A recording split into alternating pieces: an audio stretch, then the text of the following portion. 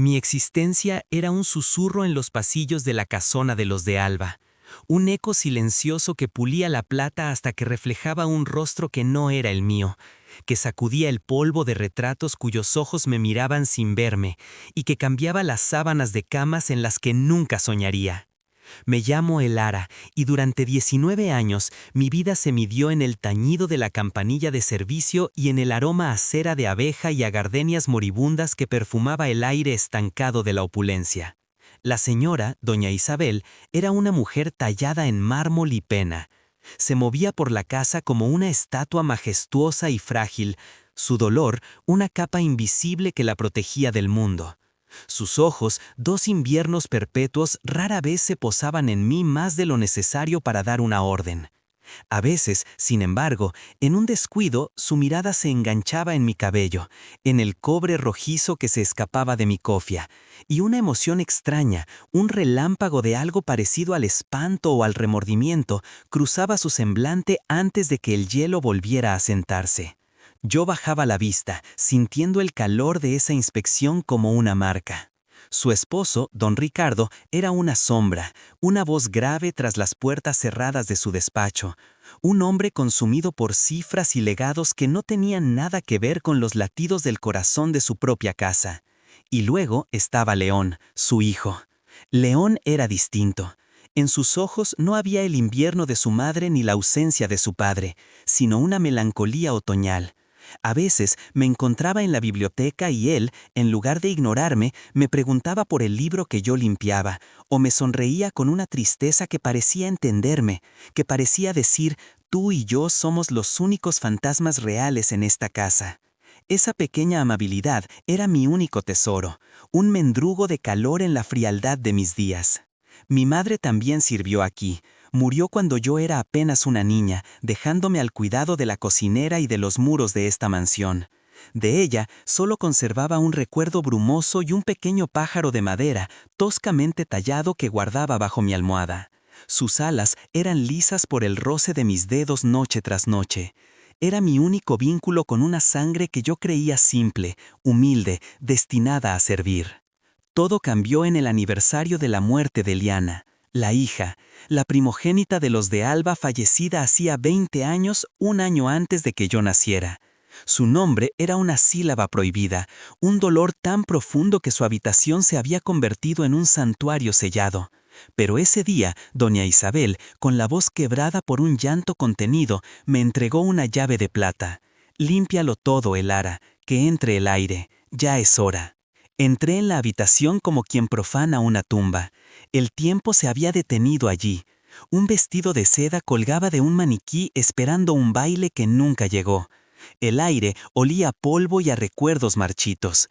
Mientras limpiaba con un cuidado reverencial el tocador de marfil, mis dedos rozaron un pequeño resorte oculto bajo el terciopelo de un cajón. Se abrió con un chasquido suave, revelando un compartimento secreto. El corazón me dio un vuelco. Dentro, sobre un lecho de seda descolorida por el tiempo, descansaba un relicario de plata ennegrecida por el tiempo. Mis manos temblaban al tomarlo. Era pesado, lleno de secretos. Con la uña logré abrir la diminuta cerradura. Lo que vi dentro hizo que el aire se congelara en mis pulmones. A un lado, un rizo de cabello de bebé de un inconfundible y brillante color cobre. Mi color, exactamente el mismo tono que yo maldecía cada mañana al peinarme.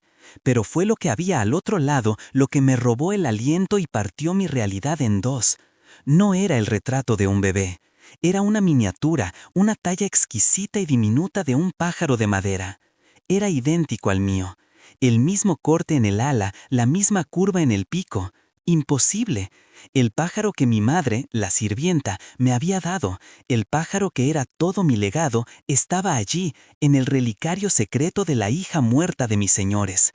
De repente, las miradas extrañas de doña Isabel, la melancolía de León, el silencio que rodeaba mi nacimiento, todo comenzó a girar, a formar una constelación terrible y nueva.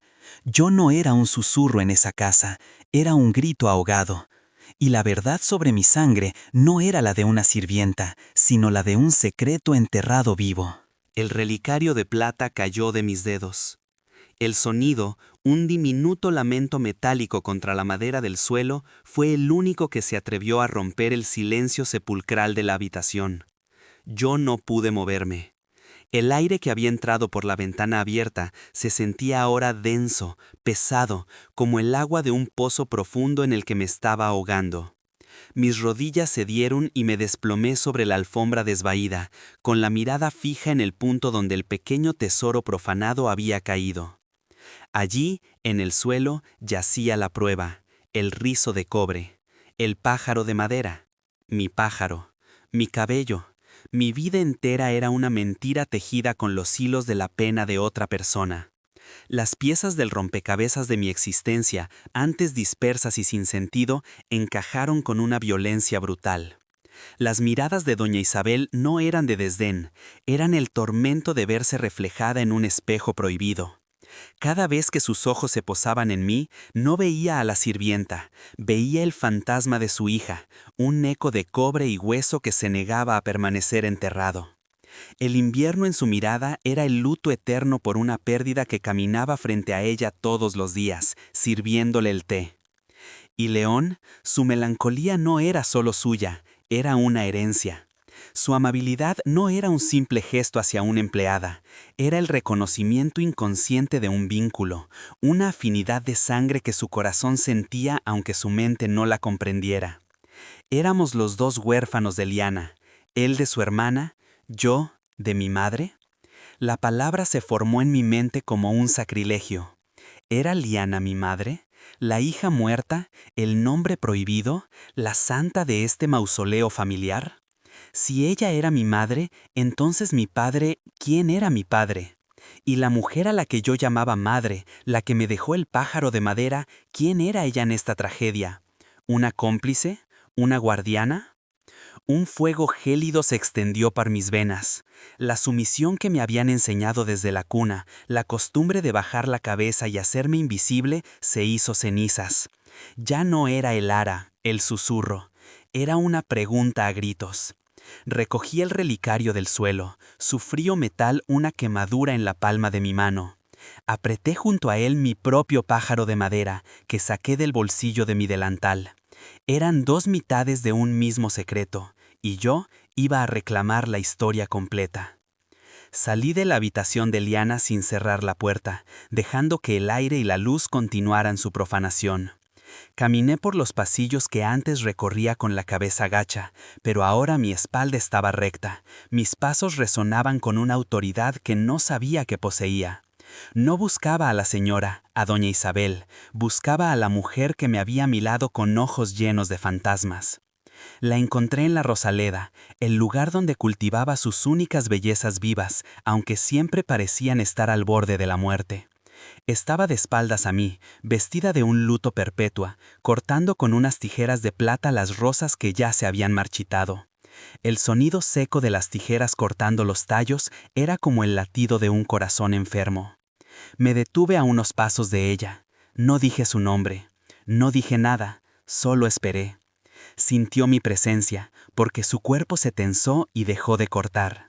Se giró lentamente, y su rostro, al verme allí, fuera de mi lugar, con una expresión que nunca antes había visto en mí, se contrajo en una máscara de fría sorpresa. «¿Qué haces aquí, Elara? Deberías estar trabajando». Su voz era un témpano de hielo, un intento desesperado por mantener el orden de su mundo. En silencio, abrí mi mano. Sobre la palma extendida, el relicario abierto y mi pájaro de madera reposaban uno junto al otro. La prueba irrefutable, la llave de plata y la talla de madera, la sangre y el secreto. Sus ojos se clavaron en los objetos. El aire abandonó sus pulmones en un silbido casi inaudible. Las tijeras de plata cayeron de su mano y se clavaron en la tierra blanda como una pequeña lápida. El color huyó de su rostro, dejándola con la palidez del mármol de las estatuas que adornaban su jardín y su casa. El control férreo que la definía se resquebrajó, y por primera vez en mi vida vi en sus ojos no solo el invierno, sino el terror puro. «Tú», susurró, y la palabra se rompió en su garganta. «¿Dónde?» «En su cuarto», respondí, y mi propia voz me sonó extraña, profunda, como si viniera de una generación anterior. Se llevó una mano temblorosa a los labios, como si intentara contener un grito o un veneno. Sus ojos pasaron de los objetos en mi mano a mi rostro, a mi cabello, y vi cómo la verdad la golpeaba con la fuerza de una revelación física. No hubo negación, no podía haberla. Era solo un secreto, dijo al fin, con la voz rota, no para mí, sino para el aire, para los fantasmas que nos rodeaban. Me miró entonces, y en su mirada no había amor de abuela, ni el calor de un reencuentro, había la agonía de una herida reabierta. Mi hija murió por traernos esta vergüenza, murió por dar a luz a la hija de un don nadie, un hombre con tu mismo fuego en el pelo. Tú no eres un legado, niña, eres la cicatriz. Cicatriz. La palabra quedó suspendida en el aire denso de la rosaleda, entre el perfume dulzón de los pétalos moribundos y el olor a tierra húmeda. Doña Isabel la había arrojado como un ácido, esperando que me disolviera, que me borrara de su vista. Pero el veneno no encontró en mí una carne blanda donde hacer su nido. Encontró una piedra, una verdad recién nacida, dura y fría. Cicatriz. No sentí la herida de su insulto, sino el extraño alivio de un diagnóstico. Una cicatriz no es una herida abierta, es la prueba de que se ha sobrevivido a ella. La miré, y por primera vez no vi a la señora de la casa, a la matriarca de mármol. Vi a una mujer aterrada, encadenada a un fantasma que ella misma había intentado enterrar bajo 20 años de silencio. Su dolor no la hacía majestuosa, la hacía prisionera. Yo era su carcelera y su crimen al mismo tiempo. Cerré la mano, sintiendo cómo los bordes del relicario y las alas del pájaro de madera se hundían en mi piel.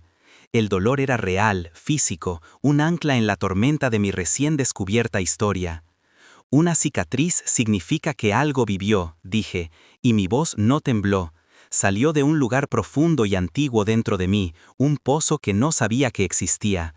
Que su hija no se fue sin dejar rastro, que amó, que creó vida. Aunque a usted le parezca una vergüenza, para mí es un comienzo. Su rostro se descompuso, la ira que esperaba, el llanto que quizás anhelaba para poder despreciarme, no llegaron. En su lugar, encontró una calma que la desarmó. Se tambaleó hacia atrás, apoyándose en un banco de piedra cubierto de musgo, como si mis palabras la hubieran golpeado físicamente. El invierno de sus ojos se resquebrajó y por debajo emergió un desierto de agotamiento y pena. La dejé allí, ahogándose en el aire que yo por fin podía respirar. Di media vuelta y me alejé, no como la criada que huye, sino como alguien que abandona un campo de batalla donde ya se ha ganado la única victoria que importa, la verdad.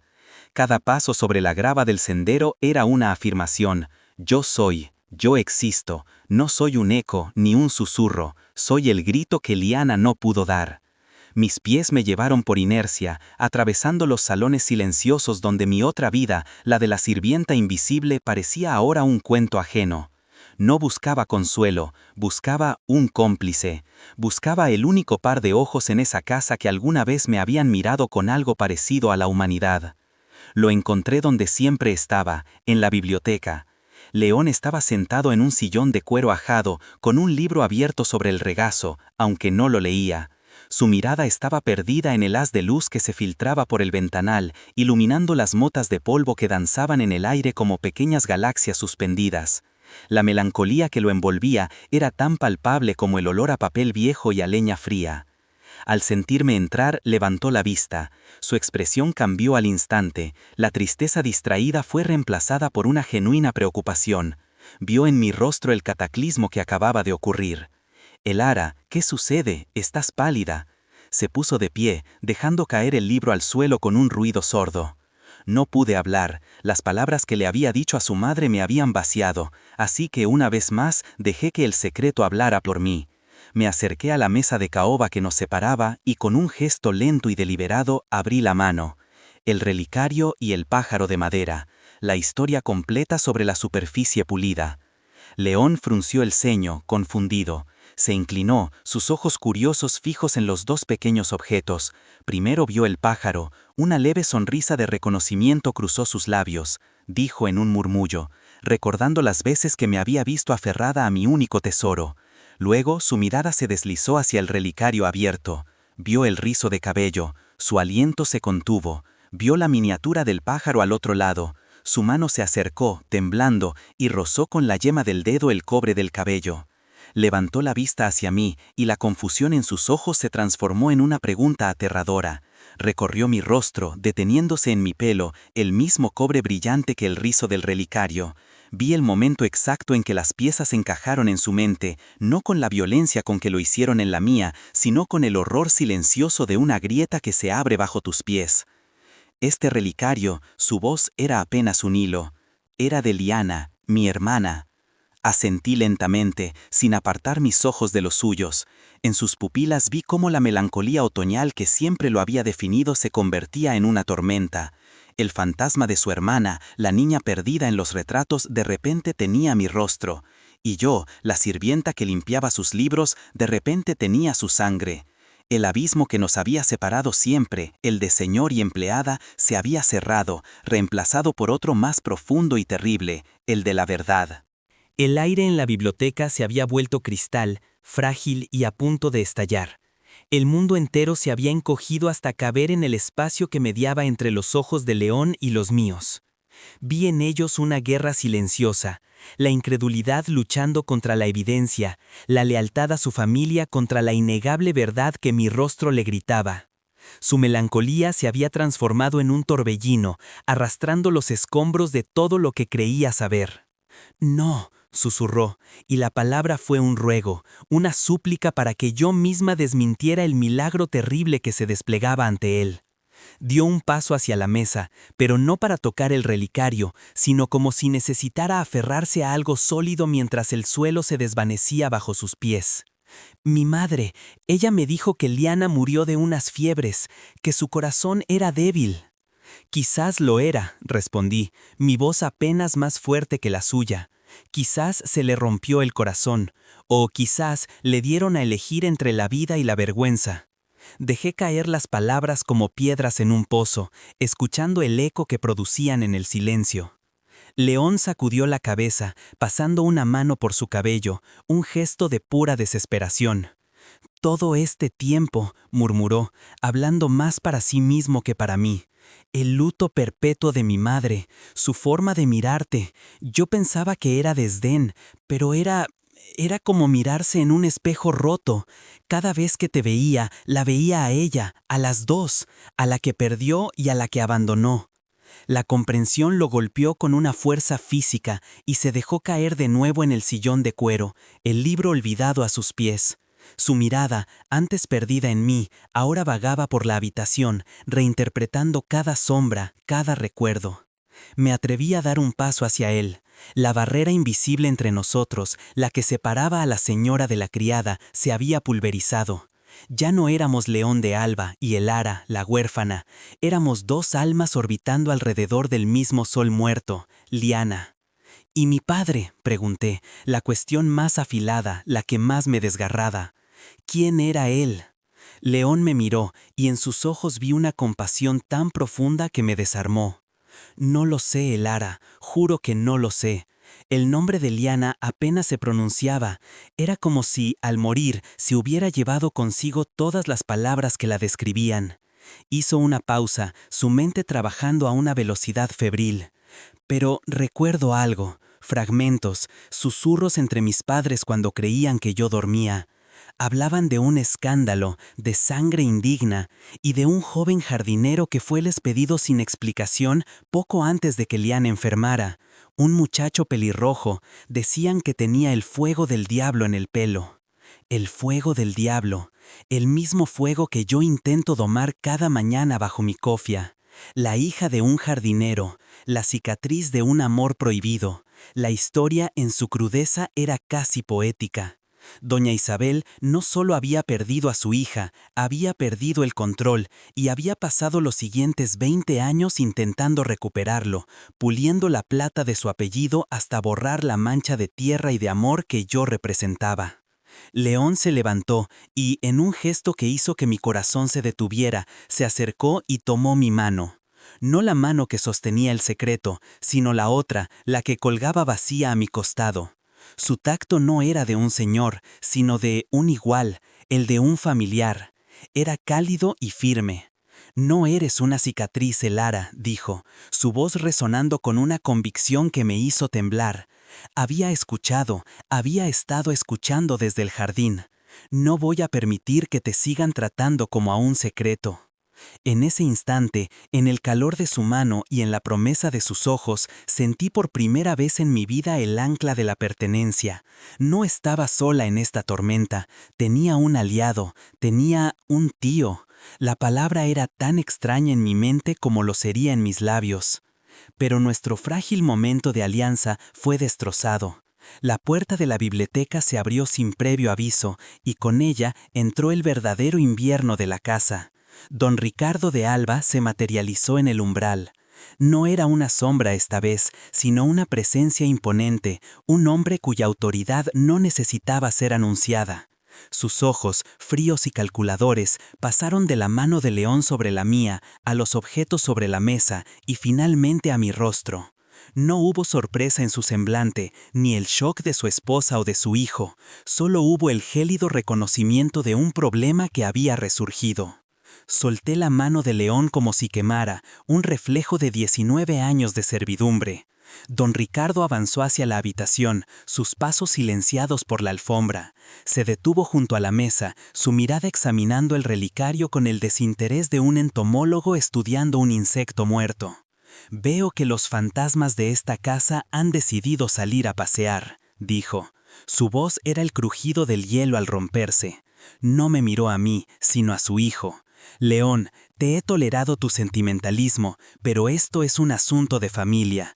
Y ella, su cabeza hizo un gesto mínimo en mi dirección, un desprecio absoluto, una mancha que debió ser limpiada hace mucho tiempo. Las palabras de don Ricardo cayeron sobre mí no como un golpe, sino como el cerrojo de una jaula que se cierra. Un error, una mancha.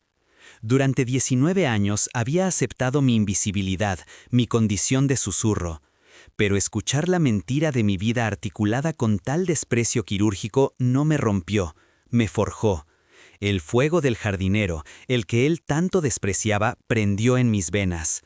Levanté la cabeza y por primera vez en mi vida no desvié la mirada ante el patriarca de la casa de Alba. Lo sostuve con la fuerza de 2 generaciones de silencios. «Un error no siente el frío de la plata en la mano, señor», dije, y mi voz, aunque baja, resonó en la biblioteca con la claridad de una campana. «Un error no sangra, no sueña, no busca su historia en los ojos de los muertos. Usted puede llamarme mancha, pero esta mancha está hecha de la misma sangre que corría por las venas de su hija». León se movió, interponiéndose ligeramente entre su padre y yo, un escudo humano forjado en la revelación. «Padre, basta. Se acabó el tiempo de los secretos y la crueldad. Ella es la hija de Liana, es mi sobrina y está en su casa». Don Ricardo soltó una risa seca, un sonido sin alegría, como el de hojas muertas arrastradas por el viento. «Casa, esta no es su casa, es su lugar de trabajo, y ese trabajo ha terminado». Su mirada se clavó en mí, gélida y definitiva. «Recoge tus cosas. No quiero volver a ver el recordatorio de la debilidad de mi hija mancillando mis pasillos. Te irás esta noche». Era un destierro, la solución final para limpiar la mancha. Pero el miedo ya no vivía en mí. Había sido desahuciado por la verdad. Antes de que pudiera responder, un movimiento en la puerta nos hizo girar a todos. Doña Isabel estaba allí, de pie, su figura enlutada enmarcada por el umbral como un presagio. No sé cuánto tiempo llevaba escuchando, pero su rostro ya no era una máscara de mármol, era un campo de batalla donde el orgullo y el dolor habían luchado hasta el agotamiento. Caminó lentamente hacia la mesa, sus ojos fijos no en su marido ni en su hijo, sino en mí. Se detuvo frente a los 2 objetos que habían desatado la tormenta, el relicario de plata y el pájaro de madera. Su mano temblorosa se extendió, pero no tocó la joya de la familia, el símbolo de su linaje.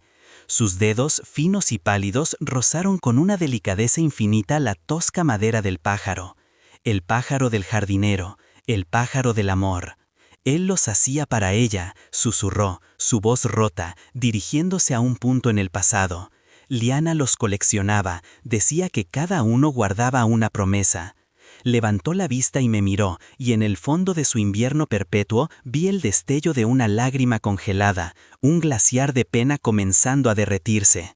Ella te habría amado, te habría protegido de nosotros. Fue una confesión, una absolución, el reconocimiento de su propio fracaso como madre y como guardiana. Don Ricardo la miró, su rostro una mueca de traición. «Isabel, no te atrevas». «Me atrevo, Ricardo», le interrumpió ella, con una fuerza que yo jamás le había oído. «Me atrevo a mirar la verdad que enterramos junto a nuestra hija. La vergüenza no era su amor, la vergüenza fue nuestro orgullo». Se giró hacia mí y aunque no sonrió, su expresión se suavizó en algo parecido a la paz. «No tienes que irte, Lara, este es tu lugar, si lo quieres». Era la oferta que un día antes habría significado el mundo entero, un nombre, un hogar. Pero ahora, bajo la luz polvorienta de la biblioteca, rodeada de las ruinas de su dolor, entendí algo fundamental. Yo no era una de Alba, era la hija de Liana y del jardinero. Mi legado no estaba en la plata fría, sino en la madera cálida. No pertenecía a los salones silenciosos, sino al mundo exterior, donde las cosas crecen bajo el sol. Con un gesto suave, tomé mi pájaro de madera de la mesa, dejando atrás el relicario. Le pertenecía a Liana, a su historia dentro de estos muros. El pájaro me pertenecía a mí, a mi historia por escribir. «Gracias», le dije a doña Isabel, y las palabras abarcaban todo, la verdad, el dolor, el tardío reconocimiento. Luego miré a León, cuya mano aún sentía como un ancla en mi memoria. «Gracias a ti también». Finalmente, miré al hombre que me había llamado error. No sentía odio, solo una inmensa y liberadora distancia. «Tiene razón», le dije a don Ricardo, «mi trabajo aquí ha terminado». Di media vuelta y salí de la biblioteca, dejando atrás a los 3 fantasmas de la casa de Alba para que decidieran cómo vivir con la verdad. Caminé por los pasillos por última vez, no como un susurro, sino como una mujer entera. No recogí nada de mi exiguo cuarto de sirvienta, solo el recuerdo de las noches pasadas aferradas a un pájaro de madera. Al cruzar el umbral principal y salir al aire fresco del atardecer, sentí que respiraba por primera vez en 19 años. No sabía dónde iba, ni qué sería de mí, pero por primera vez no importaba. Sostenía mi herencia en la palma de mi mano, no un nombre, ni una fortuna, sino la prueba de un amor que se atrevió a florecer en un jardín prohibido. Mi sangre ya no era una pregunta, sino una brújula, y apuntaba hacia adelante, hacia una vida que por fin sería la mía.